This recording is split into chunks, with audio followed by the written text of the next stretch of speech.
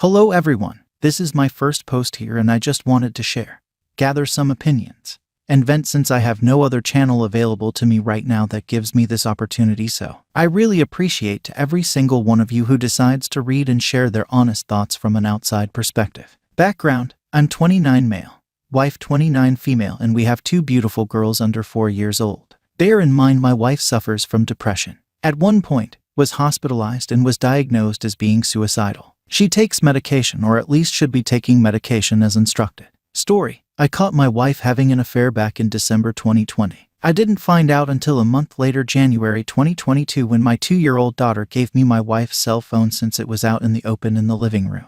The lights popped up due to an incoming text message. The moment I got the phone, I noticed the text message said, "I love you." I recognized the name. It was a close friend of hers, and my heart dropped. Not from that message alone, but the messages that were exchanged before. I was filled with anger, shock, disappointment, and darkness. I couldn't believe I was experiencing what I consider a nightmare. When I confronted my wife with her phone, I asked her, "What is this? What is going on?" I kid you not, the first thing that comes out of her mouth is, "Why are you even looking at my phone?" From there, I was even more angry than before. Could not believe what came out of her mouth. She didn't feel sorry until further down our conversation. However, now that I think about it, her sorry wasn't sincere. The fact that I had to dig it out of her. Even then, it's not how I would act at all if I was in her position. Anyhow, she tells me her side of the story and confirmed she had sexual intercourse with this guy on multiple occasions.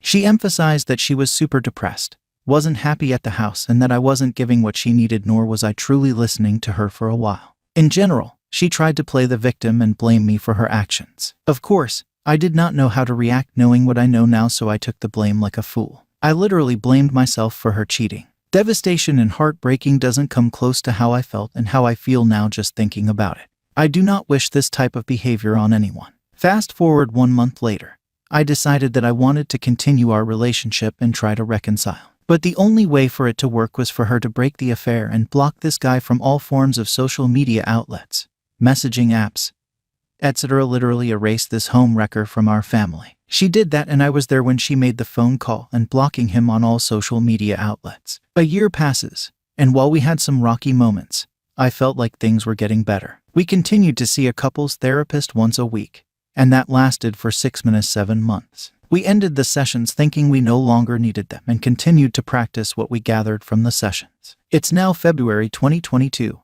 on a Saturday morning. I wake up at 5:30 a.m. to feed our cat. I go back to our bedroom and noticed her phone was out next to her. I simply wanted to close the phone and get back to sleep, but noticed it was the AP's username. I could not believe what I saw. I paused for a moment thinking this was all but a nightmare. I didn't scroll through the messages because that was more than enough for me. Everything that I thought ended a year ago all came back flashing before my eyes. This time, I was calm, collective, and didn't shout or scream in anger like I did the first time. I woke her up and asked, "Who is this? What's going on?" She didn't say a word for 5 to 10 minutes. It was complete silence. She then proceeds to explain that once again she wasn't happy, felt depressed, and didn't really stop having feelings for this guy. However, he only reached out to check up on me to make sure I was alive. At that point, I just couldn't trust what she said at all. The second chance, the little trust I still had for her, spat right back into my face. From there, she didn't apologize right off the bat. She tried to play the victim, justifying why she did what she did and that it was my fault for thinking we didn't need to continue couples therapy after the 7 months. I took a walk outside for 30 minutes, came back and said I want a divorce. I can't continue punishing myself even though I still love you. Ever since then, I've continued to question myself. My self-esteem has never been this damaged before in my entire life. I believe marriage is sacred because I was raised with that mindset. So now, we are in the process of getting a lawyer to prepare for the divorce process. I'm still trying to process everything, speaking with my friends for support, and so on. Once we are divorced, I plan to tell her family why we divorced rather than her trying to hide the truth. But what do you guys think? Should I? I feel like I should, to ensure they don't believe any lies that may came out her mouth to suit her own agenda. Lastly, 1. Why do cheaters like to play victim the moment they are caught? 2. Why do cheaters blame the betrayed spouse? 3. Why do I question my own sanity when I'm not the one who cheated? Again, thank you so much for everyone that took the time to read and share their thoughts. I hope everyone that has moved on is at a better mental state and is with someone who truly cares and respects you no matter how things unfold. Found out X was a serial cheater after breakup helped me make sense of it.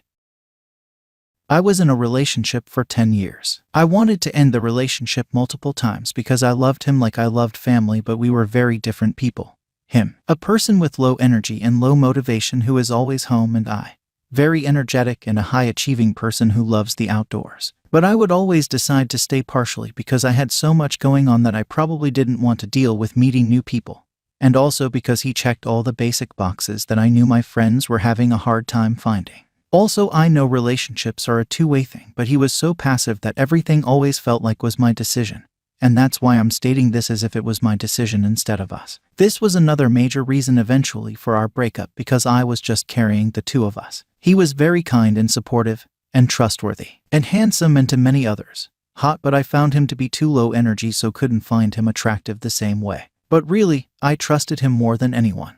And so did many of my friends and family. He had a passive personality that truly annoyed me, but that combined with his kindness made you think he couldn't ever do something to hurt you. Once in year 5, I caught him on a date with another girl. That should have been a red flag because it was an elaborate lie. I was devastated and truly could not believe that he could be a cheater. But he truly put in an effort to convince me that it was a one-time thing. Fast forward 5 years. I eventually pulled the plug on the relationship after trying an open relationship on my request, and just realizing that this relationship is the wrong one for me and probably for him. Truth be told, more than anything I felt guilty for leaving him.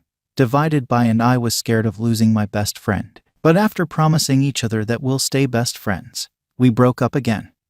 Initiated by me. We stayed friends. In the 2 years that followed, we stayed very good friends. We had a tangled web of friends and truly managed to work it out. I met someone when we broke up who I truly loved and felt true joy and love for the first time since I was a kid. But I felt so guilty for being happy because every time I talked to my ex, he would be sad and complaining, and if I asked him about his love life, he would tell me, "Oh, you know me, I don't even know where to go.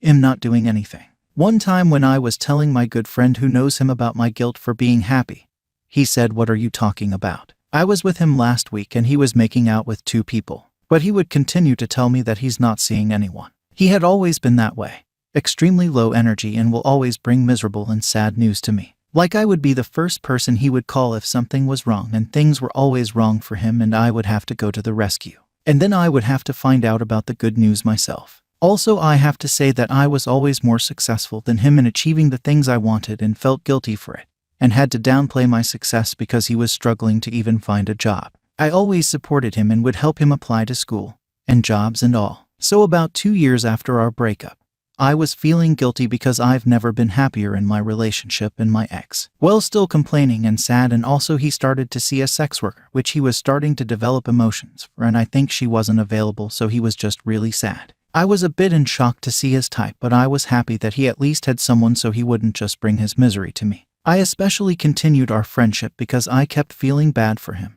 even though I was tired of all his misery and negativity he brought. Then a distant friend who was his friend's ex came to me and said that she had slept with him 7 years before we broke up, before the time that I found out he was on a date. Also, apparently she got herpes after they slept together. Given all of this and some other context, I'm 100% sure he was a serial cheater and slept with many people when he was with me, with no protection. So here is how I feel. I feel grossed out because he was not respectful of my health. I feel shocked because I thought I was good at understanding people, and I can't believe he could be a cheater. I had many times when I thought there might be something off. Catching his colleagues flirting with him playing it dumb, and me gaslighting myself into thinking him being insecure. I feel angry because I wanted to break up with him so many times, and even when we had the open relationship or the breakup, that was all initiated by me. Why on earth would he not break up when he had so many chances? I'm also angry because he jeopardized my health and, for example, never told me about the herpes incident. I feel confused because I had stopped loving him romantically before we even broke up and haven't felt any emotions towards him. So I'm not feeling emotionally hurt the same way one would if you were in love or in a relationship, but also not sure how to describe how I feel. Would love to hear what you all think and help me understand how I'm feeling and how I can move on and trust again. I still have a lot of anger, especially because he has really messed up my friend group dynamic because I don't want to see him. I just recently found this subreddit and even learned the term serial cheater from this, and it has been very fruitful to realize this is an archetypal behavior.